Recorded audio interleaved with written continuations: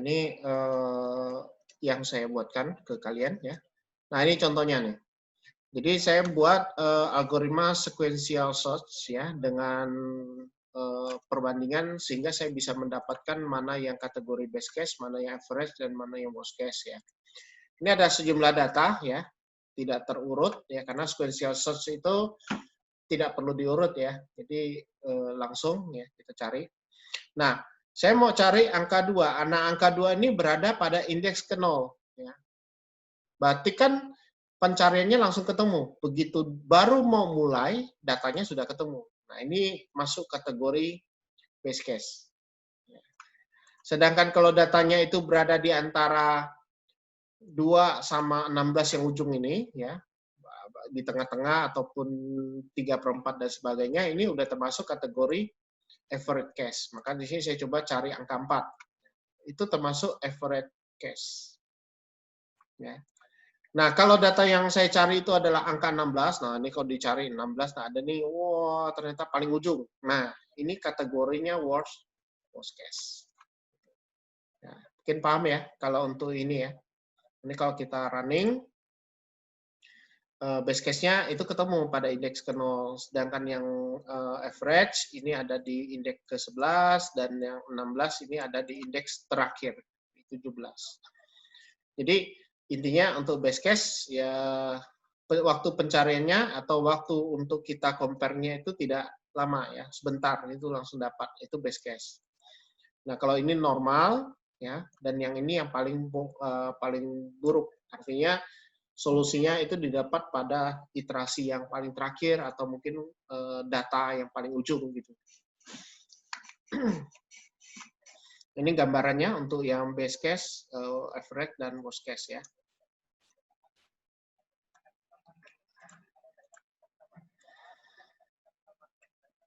Nah, ini untuk sequential search-nya, ya codingnya tadi udah dibuatkan, jadi Anda tinggal lihat hasilnya ya. Nah, kalau kita lihat dari sisi worst case, ya, untuk worst case, itu butuh waktu n key comparison. Kenapa? Karena kita membandingkannya satu-satu. Kalau datanya 30, berarti kita melakukan comparison itu sebanyak 30. Jadi n key comparison. Maka ini kategorinya worst case. Ya. Kalau best case, itu kalau dia tepat di key yang pertama. Itu one comparison. Artinya hanya dengan satu compare aja, dia langsung ketemu. Itu best case. Nah, kalau average, itu n+1 dibagi 2. Nah, ini kita asumsikan bahwa nilai yang kita cari itu ada di tengah. Ya, ada di tengah. Ini average case. Nah, kemudian type of formula for basic operation count ya, itu biasanya kita lihat dari jenis operasinya ya. Jadi cara kita mengcountingnya. Ini terus terang kita tidak belajar ini ya, karena ini yang untuk hitung-hitung ini kan banyak matematika ya. Tapi ada beberapa nanti bagian di slide yang saya punya, nanti akan saya tunjukkan sebenarnya algoritma itu kayak gimana sih untuk kita hitung analisisnya. Ya. Nah ini nanti dari hasil perhitungan ini sebenarnya itu nanti kembali lagi ke kompleksitas. Ya. Nah, ini kalau di exact formula, ini si N sama dengan N kali N-1 bagi 2. Ini adalah formula untuk menentukan basic count-nya ya. Untuk basic count-nya itu kan ini kan rumus yang tadi ya. Nah, kalau untuk yang dia mendekati perkembangan ya, artinya kalau misal kita lihat ternyata datanya itu tidak secara statis gitu, tidak secara konstan naik gitu ya, tapi dia meningkat tajam ya, maka kita bisa menggunakan formula ini. Nah, ini sebenarnya dapatnya ini dari mana? Dari waktu. Jadi waktu kita pengujian angka ya dengan angka data gitu ya. Angkanya sekian, N-nya 1, waktu yang dieksekusi berapa detik. Kalau N-nya 10, berapa detik. N-nya 50, berapa detik. N-nya 100, berapa detik. Nah, ini nanti kita kumpul sehingga kita bisa membuat satu persamaan matematika. Nah, persamaan ini ya mendekati ya kayak gini. Ya kan? Kalau Anda pernah belajar metode numerik, ini bisa nih. Nah, kemudian kalau dia multiplikatif, ya modelnya seperti ini. Jadi C kali N pangkat 2. Ini kalau dia sudah mendekati grow-nya itu tinggi. Nah, order to grow-nya itu begini. Ya. Jadi, biasanya kita lihat seberapa besar sih algoritma ini bisa berjalan, apakah itu 2 kali lebih cepat dari data yang kita punya gitu ya. Jadi kalau kita running sortir gitu ya, pastikan kita punya waktu untuk nunggu ya, nunggu dia selesai sortir ya. Kalau dengan komputer saat ini kan kita lihatnya, oh ini cepat benar ya dia sortirnya. Tapi setelah kita lihat, teliti dengan pewaktu ya, ternyata cepat itu ada timingnya ya. Nah ini timingnya kita ukur, berapa lama dia melakukan proses itu. Nah, how much longer does it take to solve problem of double input size? Jadi kalau misalnya data kita misalnya awalnya 500, kita doublekan lagi. Nah, ini biasanya kalau untuk pengujian algoritma memang biasanya kita lakukan hal seperti ini. Jadi kita uji dulu dengan data sedikit, uji lagi dengan data yang kelipatannya, naik terus sampai ke 10.000 misalnya untuk data sortir misalnya. Nah, nanti terakhir kita doublekan size-nya. Size-nya kita doublekan. Berapa lama dia bisa solving permasalahan ini.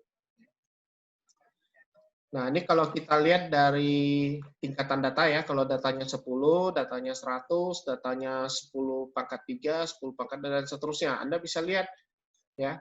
Kalau dari hasil itu grafiknya itu bisa kalau misalnya 3,3 berarti dia masuk kategori logaritmik ya. Jadi ada model grafik ya logaritmik ya. Ini logaritmik ya. Jadi kalau kita lihat polanya, pola dari hasil pengujian ternyata waktu yang kita ukur itu ternyata mendekati pola logaritmik. Nah, kalau yang ini konstan ya. Artinya berapapun datanya ya keluarannya juga sama dengan jumlah datanya ya. Artinya ini konstan. Ya. Ada yang sampai ekstrim ya, yang mode ekstrim itu yang 2 pangkat N. Itu ekstrim sekali. Ya, artinya dia naiknya agak tinggi sekali. Ini adalah nilai yang kita pakai untuk menentukan ya, pendekatan dalam analisis algoritma. Ya. Nanti kita ambil yang versi Indonesianya, biar lebih gampang kita lihat. Kemudian asintotik, nah ini langsung saya pindah ke Indonesia aja ya. Ini kalau pakai bahasa Inggris mungkin teler ya. Nah, ini sama aja sih. Ya. Saya gunakan yang versi Indonesia.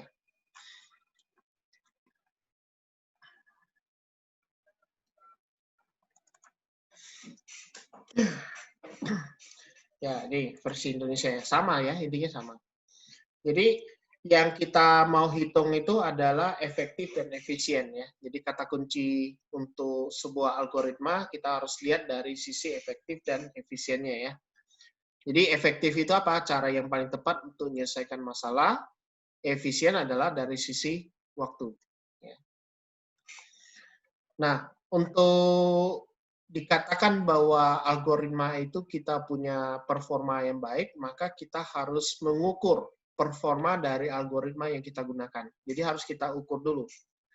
Nah, cara mengukur ya kita berbicara dari satuan waktu biasanya. Nah, selain kalau pokoknya intinya kalau dia efisien kita ngukurnya dari sisi waktu. Kalau efektif itu dari correctness. Ya, jadi dari correctness-nya. Nah, sekarang untuk mengukur efisiensi, ya pasti kita pengen tahu sih kenapa harus diukur ya. Nah, kalau kita tidak mengukur efisiensi dari satu algoritma atau program, maka kita bisa lihat dari sisi lambatnya performa, terlalu banyak makan kapasitas memori, dan kemungkinan buruk katanya kalau di sini programnya bisa membuat server down ya. Sebenarnya ini tergantung pada kita saja ya. Jadi kalau kita membuat satu algoritma atau pemrograman yang kompleks ya, kita harus mempertimbangkan resource. Ini yang terjadi pada saat mahasiswa lagi nyusun skripsi juga nih, ya. dia mau bikin sebuah aplikasi Android, ya. Tapi laptop yang digunakan RAM-nya hanya 2 atau 4 giga aja. Nah, bayangkan kalau untuk buka Android Studio memang jalan sih, ya. Tapi kalau kita compare running, paling 3 kali compare running, habis itu komputernya udah mulai crash. Kenapa? Karena memorinya sudah sudah termakan banyak resource-nya. Jadi kita harus perhatikan juga caranya juga ya, performa juga nih. Kemudian kompleksitas. Nah, ini yang akan kita bahas di pertemuan di hari ini tentang complexity. Jadi tujuannya adalah kita meminimalisir kompleksitas dari algoritma yang akan kita gunakan ya. Nah, ini yang tadi sempat saya cerita tentang time complexity dan space complexity. Jadi ada dua yang memang disorot untuk kompleksitas, yaitu dari sisi time complexity, itu seberapa lama waktu yang diperlukan untuk menjalankan sebuah algoritma, sedangkan space complexity adalah memori yang digunakan untuk menjalankan satu algoritma. Nah, jadi untuk space itu memang sudah mulai ditinggalkan ya, tapi masih ada beberapa orang yang masih cenderung fokus di space complexity. Nah, tapi kalau untuk riset sekarang memang banyakkan yang ke time complexity. Kenapa? Karena mereka berusaha untuk mencari atau menemukan algoritma yang tercepat ya. Jadi selain tepat correctness gitu ya, dia harus cepat gitu ya.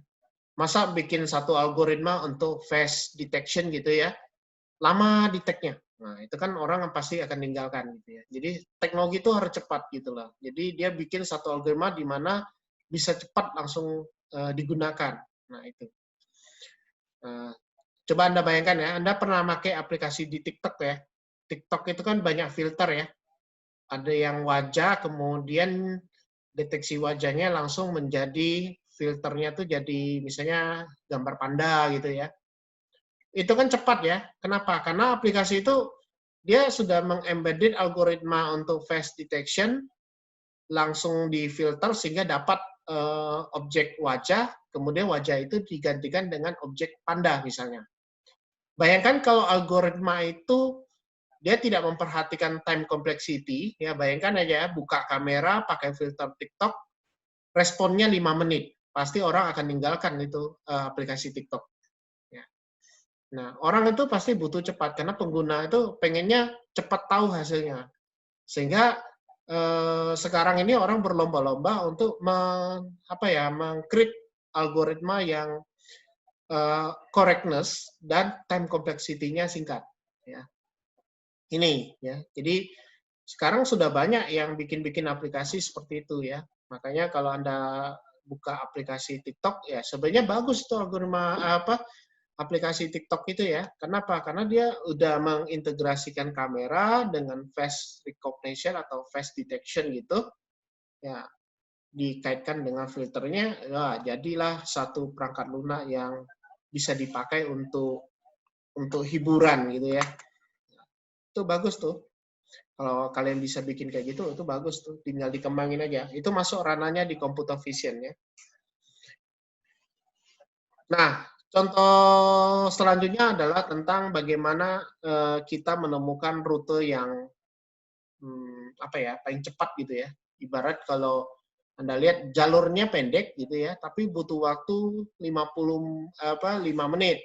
Sedangkan lewat jalur B memang jaraknya agak jauh, tapi waktu tempuhnya cuma 1 menit misalnya. Nah, itu bisa kita pikirkan modelnya seperti ini. Ini yang kita mau. Ini ada analogi untuk mengukur performa ya. Jadi algoritma itu sebenarnya bisa kita sandingkan dengan satu mobil ya. Anggap aja kita buat sebuah mobil, itulah algoritma gitu ya. Saya mau mengukur performa dari mobil ya dengan 1 liter bensin ya. Jangan bayangkan ya. Ini mobil kita ece-ecenya 1 liter bensin aja ya. Tak mungkin lah mobil 1 liter kan. Nah, ini terdapat 3 kondisi untuk mempengaruhi performa mobil, misalkan dengan 1 liter bensin, ya misalnya ya. Di jalan raya yang macet, jarak tempuh 1 liter bensin mencapai 10 kilo misalnya. Ya. Jadi dengan 1 liter, yang macet gitu ya, jalan raya yang macet, ternyata hanya mencapai 10 kilo. Dengan jalannya mulus, ya, bisa mencapai 20 kilo. Ya. Sedangkan jalan yang macet dan kadang-kadang mulus, itu bisa mencapai 15 kilo. Bayangkan, hanya dengan data 1 liter, ya, performa mobil kita bisa ukur.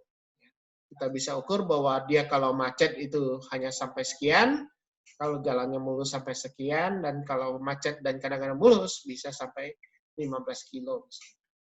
Itu analoginya ya. Jadi untuk mengukur performa. Nah sekarang untuk mengukur performa dari algoritma itu gimana? Nah, itu biasanya kita lihat dari notasi. Jadi ada notasi ya yang dipakai untuk mengukur ini.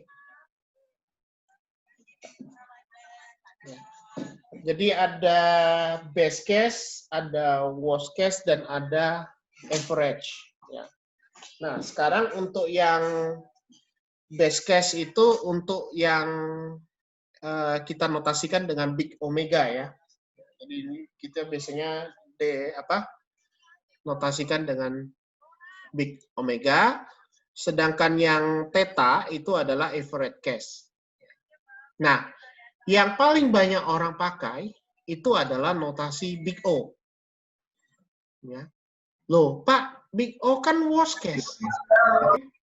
Kenapa bukan hitung yang best case? Nah, disinilah letaknya. Pengujian algoritma, ya, terutama untuk kompleksitas algoritma, itu memang kita cenderung mengukurnya dari sisi yang paling buruk. Ya. Kenapa? Kalau kita ngukurnya itu tidak keseluruhan, ya, karena worst case itu termasuk keseluruhan. Ya. Kalau datanya 10 kan berarti kita ngujinya harus sampai 10. Ya. Kalau kita nguji best case, berarti kan yang diuji cuma 1. Ya kan? Nah, logikanya kayak gitu. Jadi kalau untuk dapatkan uji semua yang baik, memang kita harus uji semua. Maka kita ambil yang worst case, yaitu di big O. Ya. Nah, jadi ada 3 notasi yang biasa dipakai untuk menunjukkan performa dari suatu algoritma, ya, yaitu dari sisi worst case, best case, dan average case. Ya.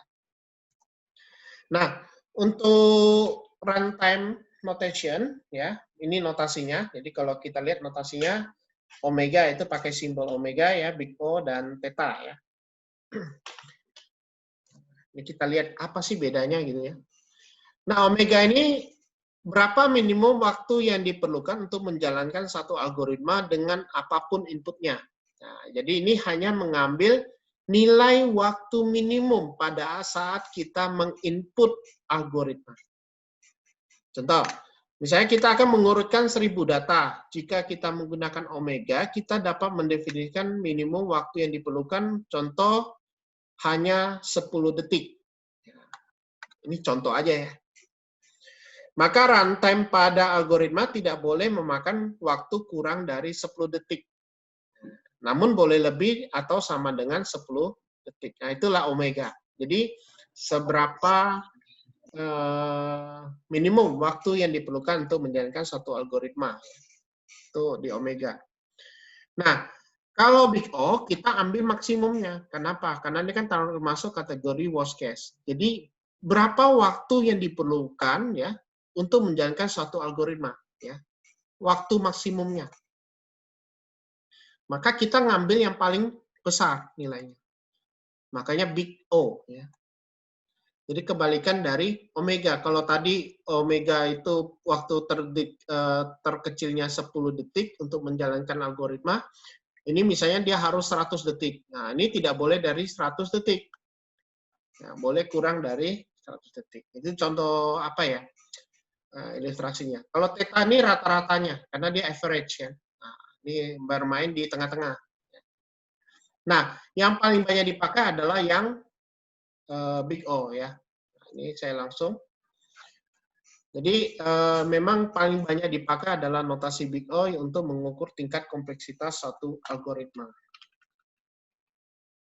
Nah, Notasi Big O itu adalah untuk mengkonversi langkah-langkah satu algoritma ke dalam bentuk aljabar ya. Jadi jangan heran kalau di ini ada sedikit hitungan ya, tapi ya saya usahakan seminimum mungkin ya untuk mendapatkan nilai-nilai hasil persamaan ya. Kalau saya gunakan modul yang dari UGM, wah itu pasti banyak hitungan ya, tapi saya akan tekan agar tidak terlalu banyak ya. Terus terang untuk Big O memang kita full matematik ya, tapi kita usahakan tidak terlalu banyak. Karena dia aljabarnya muncul. Makanya syarat untuk mata kuliah ini sebenarnya aljabar juga masuk, ya kan? Discrete masuk, struktur data masuk, algoritma pemrograman juga masuk, gitu ya. Oke, sampai sini ada mau tanya dulu?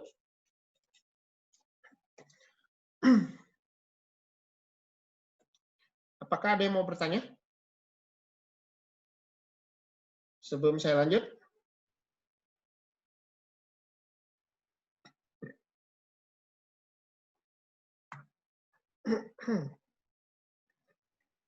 Oke, kalau tidak ada ya. Nah, ini adalah contoh time complexity ya. Ada beberapa macam jenis ya di time complexity, ada konstan ya. Konstan berarti nilainya itu time complexity-nya itu tetap ya nilainya. Kemudian logaritmik itu kalau kita lihat dari grafik itu nanti membentuk grafik logaritmik. Kemudian ada time complexity linear dan ada linear logaritmik ya. Nah, ini kalau Anda lihat di contoh nih, menambahkan atau menambahkan elemen ya di depan sebuah linked list itu termasuk konstan ya. Termasuk juga kalau misalnya kita buat aplikasi sederhana misalnya kayak menghitung luas persegi panjang, nah, itu termasuk konstan ya. Finding an element in sort array like using binary search. Nah, ini termasuk logaritmik ya. Jadi kalau Anda gunakan binary search ya, maka kompleksitinya adalah log n ya, O log n atau logaritmik. Finding an element in unsort array itu linear ya. Kenapa? Karena kita pakai pengulangan ya, looping. Nah, kalau loopingnya double itu udah masuk kuadratik ya. Jadi kalau loopingnya for di dalam for, berarti itu sudah masuk kuadratik. Kalau for-nya satu kali, maka ini termasuk linear. Ya. Nah, kalau yang linear logaritmik ini karena dia menggunakan rekursif ya. Word search itu pakai rekursif, maka dia n log n. Kemudian kalau perkalian matriks ya, perkalian matriks pasti menggunakan for-nya itu 3 kali. Jadi ada for di dalam for di dalam for lagi. Karena dia 3 kali, maka biasanya untuk perkalian matriks ya, matrix multiplication, time complexity-nya termasuk kategori yang kubik ya. Nah, yang Tower of Hanoi ini termasuk yang eksponensial. Ya, kenapa? Karena time complexity-nya menggunakan permutasi. Ya. Jadi permutasi itu masuk ke eksponensial. Ya. Kita lihat contohnya. Ini grafiknya. Jadi kalau kita lihat dari waktunya, Anda bisa lihat kalau dia secara konstan dia akan berupa seperti garis lurus, ya, garis lurus. Dan kalau log n itu sebenarnya bukan garis lurus, tapi dia ada lengkungnya sedikit ke atas. Ya, ini tidak tahu kelihatannya. Nah kalau yang on itu dia linear, ya, kayak persamaan garis lurus gitu lah. Nah, kalau yang O log n itu dia agak sedikit melengkung, ya. Dia linear tapi agak sedikit melengkung. Nah kalau n kuadrat berarti dia kuadratik. Kalau 2 pangkat n ya ini. Dan yang terakhir yang n faktorial ini tinggi sekali. Jadi hasil perhitungan ya itu dibuatkan ke dalam grafik. Nanti kita bisa lihat oh kompleksitasnya kayak gini loh. Oh gitu. Nah cara buat ini Anda harus buat dulu polanya ya. Jadi kita buat dulu pola datanya, kemudian kita ambil waktunya, time execution-nya, sehingga bisa terbentuklah tabel ini, tabel yang kita gambarkan dalam bentuk grafik chart ini. Nah ini kalau kita mau menghitung time complexity dari algoritma ya. Nah, ini Anda bisa lihat cara ngitungnya ya. Ini saya ambil contoh yang iteratif dan rekursif ya. Ini saya ngambil dari luar, jadi nanti Anda bisa cek juga di internet, ada kok ini. Ya. Nah, ini kalau model iteratif ya, Anda bisa lihat ya. Kalau statementnya hanya ini ya, biggest number sama dengan array 0 ya, ini indeks 0. Ini hanya satu data untuk diinputkan ke dalam variabel, maka ini adalah big O konstan, O1 ya. Nah, kemudian kalau for, kalau sudah pakai for itu pasti ON ya. Nah, perintah-perintah yang ada di dalam for itu adalah O1. Nah, O1 ditambah ON, maka notasinya adalah ON. Ya, jadi O1 yang ini ON ditambah O1 ditambah O1. Nah, jadi kalau cara membuat aljabar untuk kompleksitas tuh ON ditambah O1 ditambah O1. Ya. Atau paling gampangnya sini O1 ditambah O1 sama dengan O1. Nanti ON ditambah O1 maka jadi ON. Ya. Nah, return itu O1. Jadi kalau secara keseluruhan dari iteratif O1 ditambah ON ditambah O1. Nah, sehingga didapatlah nilai ON. Ya. Jadi untuk fungsi yang ini kompleksitasnya adalah ON. Ya, linear ya. Nah, ini. Jadi kita bisa mengambil big O kompleksitasnya adalah ON, di mana ON memiliki time operation yang lebih besar dari O1. Nah, ini. Jadi ON ya tadi ya. Nah, kalau yang ini tadi Anda bisa lihat ya. O1 ditambah ON ditambah O1 sama dengan ON. Mengapa hasilnya ON? Simpel, karena ON memiliki time complexity yang lebih besar. Jadi kita ambil yang lebih besarnya. Karena O1 kan di bawah, ON di atas. Berarti yang paling tinggi adalah ON. Nah, itu. Ada yang mau tanya ini dulu?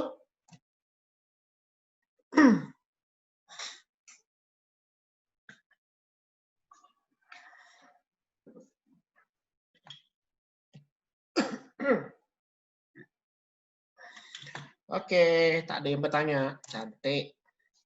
Sekarang rekursif. Nah, ini sama juga kayak tadi ya. If itu O1, return itu O1, else O1, ini O1, ini O1. Nah, kenapa bisa jadi ON ya?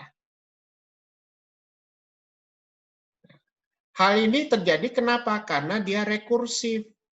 Nah, gitu loh. Jadi ini sebenarnya ON. Ini theta N ya.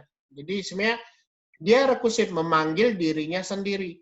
Nah, karena memanggil diri sendiri itu semacam looping ya. Jadi dia berada di dalam looping, maka ini termasuk kompleksitasnya adalah ON. Untuk rekursif biasanya sudah minimalnya itu adalah ON. Minimalnya ya. O1, O1, O1 kalau dijumlahkan ini kan ada 5 ya. Tetap tidak bisa mengalahkan ON. Nah, jadi ON yang paling tinggi. Maka ini yang diambil. Ini untuk fungsi rekursif.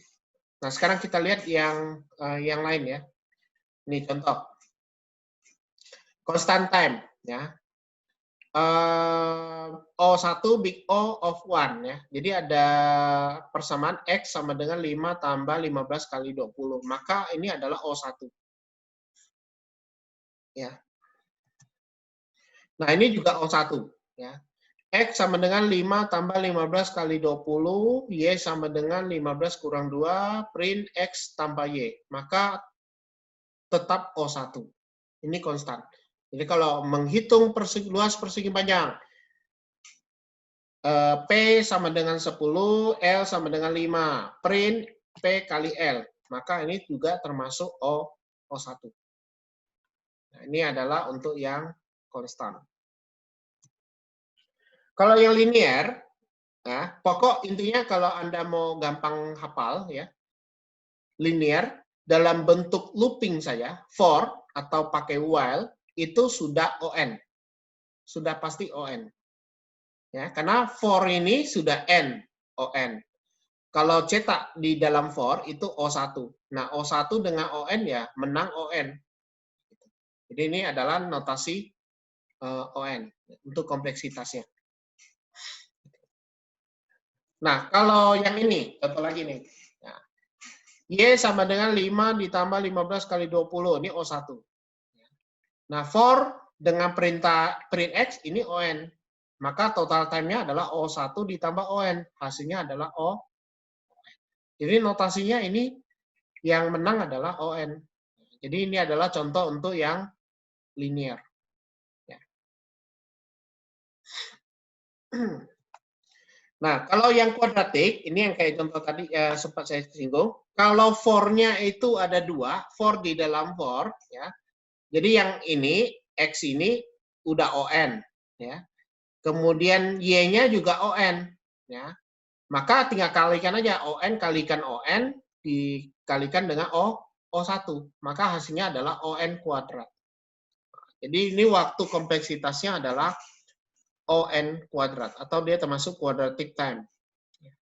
Jadi kalau polanya for eksekusi, maka ini adalah ON. Nah, ini contoh lagi ya. For X sama dengan 5 tambah 15 kali 20, ini O1. Kemudian ada ON lagi nih, for ini, dan ini ON. Maka yang menang adalah, ini kalau kita hitung, itu ON kuadrat ditambah ON. Nah, tapi karena yang menang ON kuadrat, maka ini termasuk kompleksitas ON kuadrat. Untuk yang ini kuadratiknya. Itu ya. Nah, ini termasuk ON kuadrat juga. Ya. Jadi if yang pertama itu O1, ya. Else if itu O log N, kalau else itu ON kuadrat. Ya. Jadi kalau Anda lihat polanya, kalau if else, kalau if dengan else, ya, itu berarti hanya if O1 dengan log N ya. Yang ini log N ya, if, kalau dia else berarti N kuadrat. Ya. Gitu. Jadi kalau else if-nya dibuang, ini tetap ON kuadrat. Oke, kita lihat demonya. Ada yang mau tanya dulu nggak?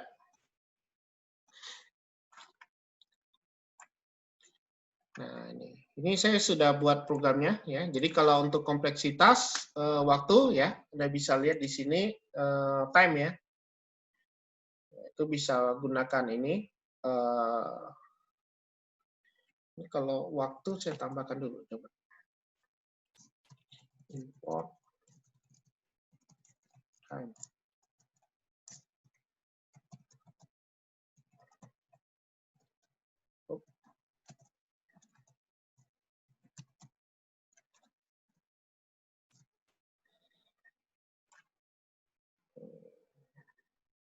Belum ada modulnya ya.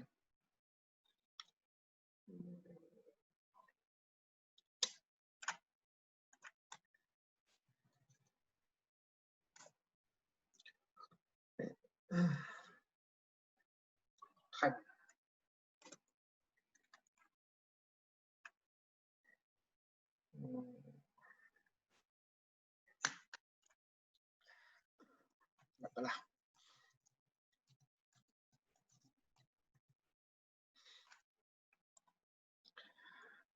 Ya, ini untuk waktu konstan time ya. Jadi kalau ini kan tidak banyak apa ya, tidak banyak apa proses ya.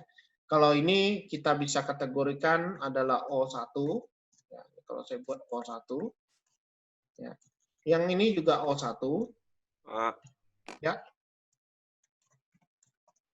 Nah, dan yang ini juga O1. Nah.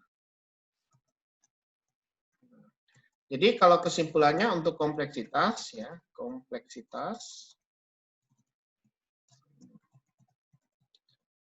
maka ini adalah O1 ya, ditambah dengan O1 ditambah dengan O1. Sehingga hasilnya adalah O1. Ini matematika dari mana, Pak? Kok ini perasaan ditambah soalnya O3 gitu kan. Ya.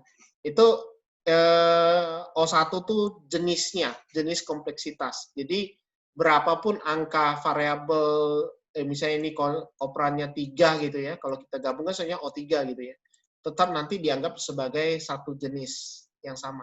Jadi ini ada O1. Jadi ini konstan. Gitu ya. Nah, kalau ini berarti apa ini? Ini ON. Kenapa? Karena kita pakai for. Nah, kalau yang ini ON. Nah, yang ini O1. Yang ini O1. Sehingga kompleksitasnya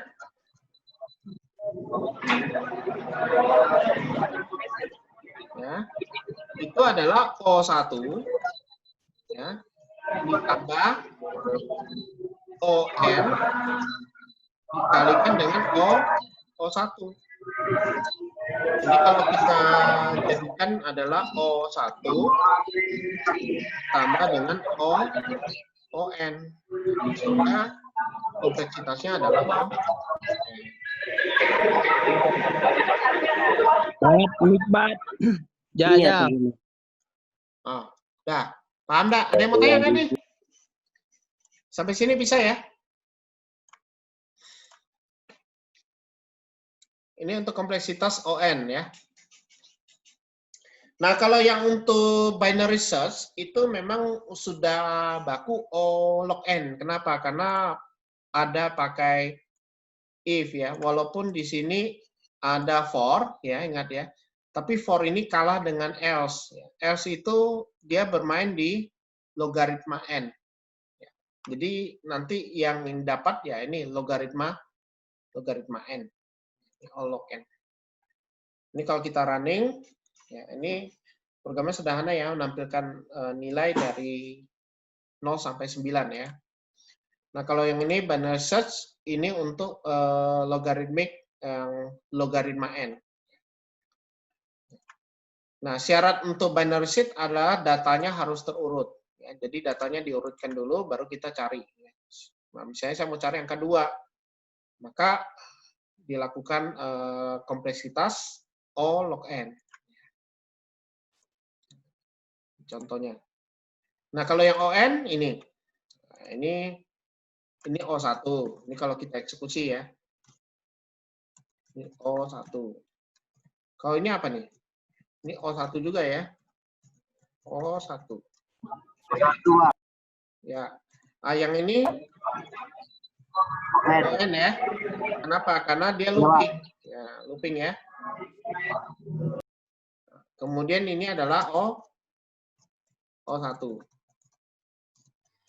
Ya. Pak. Ya. Saya lupa absen tadi, Pak. Terlewat 5 menit. Siapa nama kau? Rico Randy. Ah, kau suka telat, Mbak. Lupa absen tadi, Pak. Masuk dari tadi. Yalah, ntar dulu lah. Ngajar loh, yang penting. Itu masuk ke Pak. Nanti. Nah, ini ya. Setelah kita lihat kompleksitasnya ya. Ya. Ini O1 ya. Ya. Kemudian kita tambahkan lagi O1 ya. Jadi kan kalau yang satu level ini kita tambahkan semua ya. Jadi yang A, max item, for sama print itu kita tambahkan. Nah, ini saya buat dulu ON. Nah, ini yang paling bawah print dulu ya. Ini yang saya tulis yang printnya. Nah, sekarang yang bagian ON ini ada bertingkat. Nah, ini harus kita kalikan. Kalikan dengan O1. Ini kalikan dengan O1. Nah, karena ini perkalian, maka ini dikalikan dulu kan. Ini kalau saya buat bertingkat ya. Ini akan menghasilkan ON. Nah, sehingga kompleksitasnya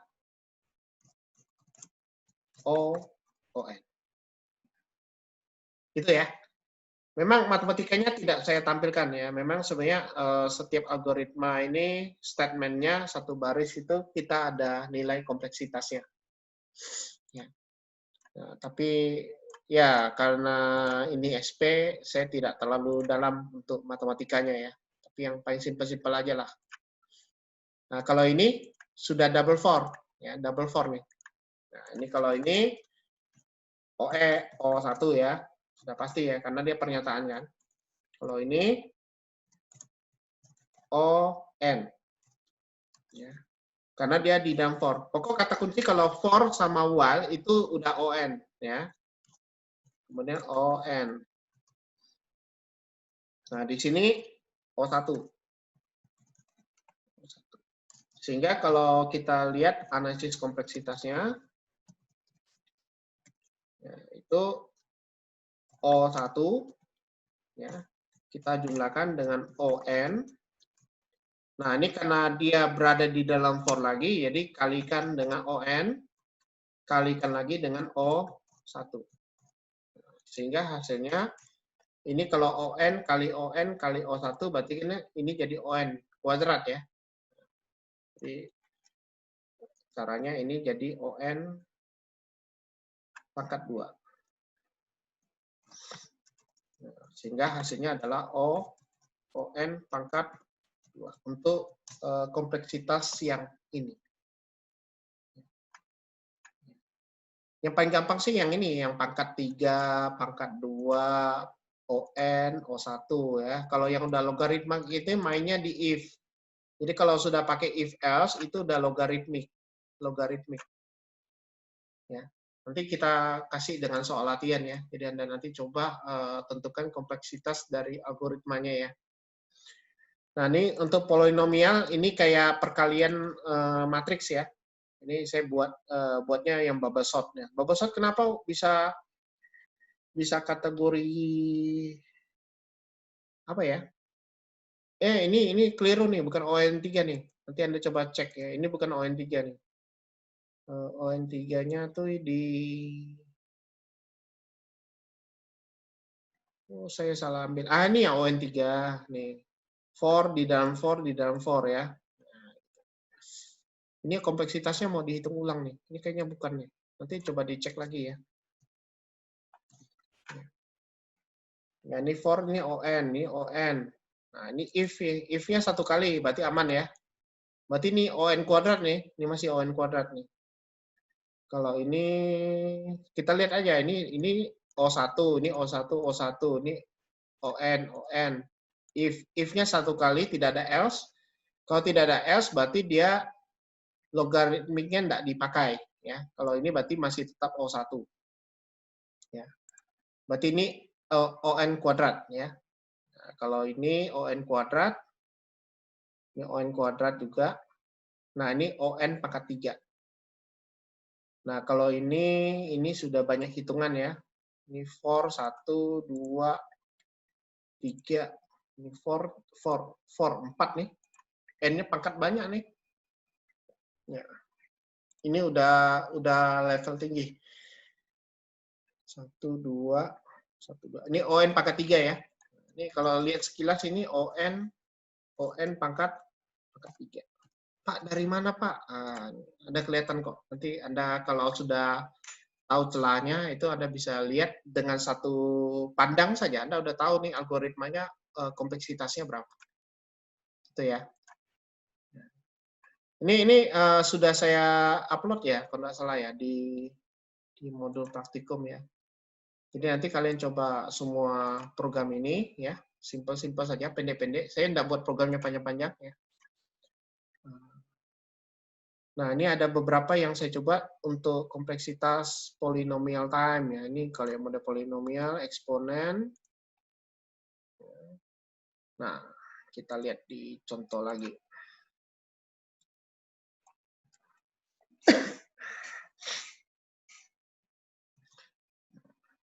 Enak kan kalau ada contohnya gitu ya.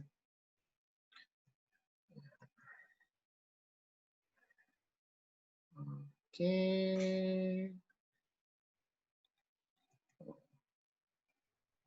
Oh ya, betul. Berarti kita udah masuk ke sini ya, max elemen ya. Jadi mencari nilai maksimum dari elemen, berapa nilai big O-nya ya. Nah, ini ternyata udah saya buatkan ke kalian ya.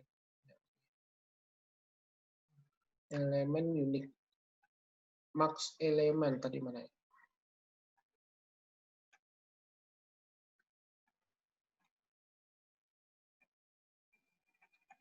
mencari elemen terbesar dari satu bilangan. Nah, ini dia. Ya, jadi ini suatu data gitu ya. Datanya 2, 16, 7, 9, 8, 23, 12. Kemudian kita mencari nilai maksimum dari satu array ini ya. Kalau di kasus ini kan sama nih. Ya kan?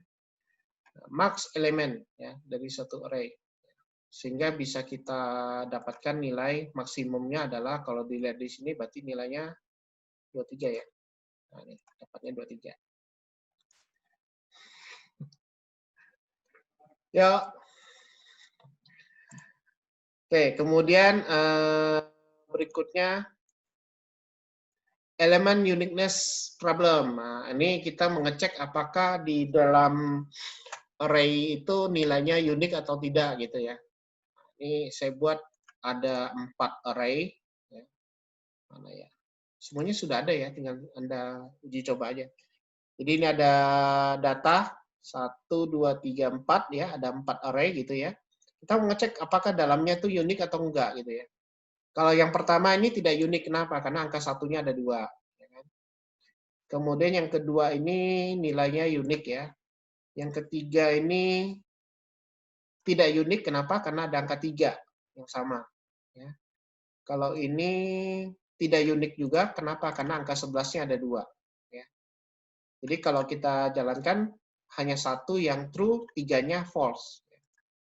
Nah, gitu. Nah, ini kan false, true, false, false. Ya. Gitu.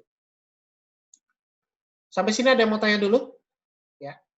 Jadi hari ini saya hanya sampai ke ini ya, ke counting binary digit ya. Jadi langsung ke binary digit. Jadi ini program-programnya sudah ada semua ya. Jadi yang saya buat dari buku ini sudah saya codingkan. Jadi Anda nggak usah bingung kalau contohnya gimana sih Pak programnya gitu ya. Nah ini ada. Misalnya kayak matrix multiplication, bagaimana kita mengalihkan 2 buah matriks ya. Ini saya buat matriksnya 2 kali 2 ya. Kalau 2 kali 2 ya kayak gini. Cuman di sini kalau Anda jalankan bisa jadi error. Kenapa? Karena Anda harus install library NumPy. Ya. Kalau Anda kemarin Python-nya itu baru sampai MySQL, saya rasa pasti tidak ada NumPy-nya. Jadi Anda harus install. Ya, install NumPy ya. Jadi kalau yang kelasnya saya sih pasti udah nginstal ya. Jadi mereka udah tahu nih NumPy ini pasti sudah dipakai. Ini untuk mengalihkan 2 buah matriks ya. Kemudian untuk eliminasi Gauss ya, Gaussian elimination. Ya, ini saya gunakan yang ini ya. Ini sebenarnya polanya tuh gini. Nah, kalau Anda lihat di mata kuliah aljabar linear ya, itu sebenarnya tulisannya tuh kayak gini, 2, 3, kemudian garisnya 7 gitu ya. Ini artinya ada 2x ditambah 3y sama dengan 7. Nah, gitu. Kemudian 3x dikurang 2y sama dengan 4. Nah, sehingga dari tabel ini kita bentuk untuk Gaussian-nya gimana dapatnya. Ini sehingga dapatlah seperti itu. Sehingga dapatlah nilainya 2 dan 1 untuk nilai X dan nilai Y. Ya. Jadi untuk dapatkan nilai X dan nilai Y. Nah, ini kan di modulnya nih. Cuma modulnya saya nggak pakai yang ini ya, yang Gaussian. Ini ada yang keliru codingnya.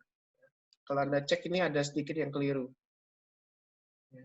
Maklum ya, modul juga tidak. Mungkin sudah beberapa tangan kali ya. Jadi ada yang miss ya. Saya udah coba, ternyata memang keliru. Termasuk juga yang ini nih. Ini ada sedikit yang saya modif ya. Di sini. Oke. Nah, ini count-nya 0, kalau di sini count-nya 1 ya. Kenapa? Karena kita mainnya indeksnya dari 0 ya. Di Python kan indeksnya 0. N lebih dari 1. Ya, N lebih dari 1, oke. Ya. Nah, counting-nya ini. Jadi kalau angka 8 berarti nilai digit binernya ada berapa gitu ya. Nah, ini hasilnya 3. Kenapa? Karena 8 itu kan 1, 0, ya 1, 1, 1 ya. 100 ya. Ini. Jadi kalau kita mau coba ya kalkulator ini.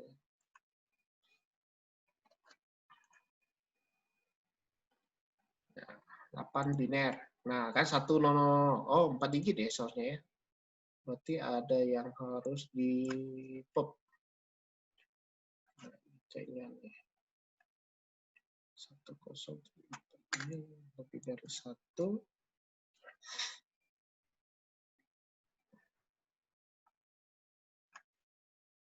Soalnya count-nya per 1 ya. Nah, ini dia. Ya, 4 ya. 4 digit ya. Kan 10000 ya. Jadi kalau 7 baru 3 digit ya. Kalau 7 itu 3 digit. Nah, 0 1 1 1. 0 depannya enggak dipakai. Jadi 1 1 1. Nah, ini kalau kita angka 7 counting-nya ini tetap jadi 4 ya. Oh, mungkin dia ngambil angka depannya ya. Ya, ngambil 4. Kalau misalnya 25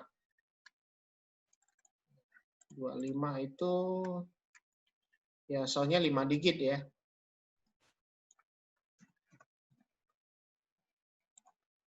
Ya, dapatnya 6 digit ya.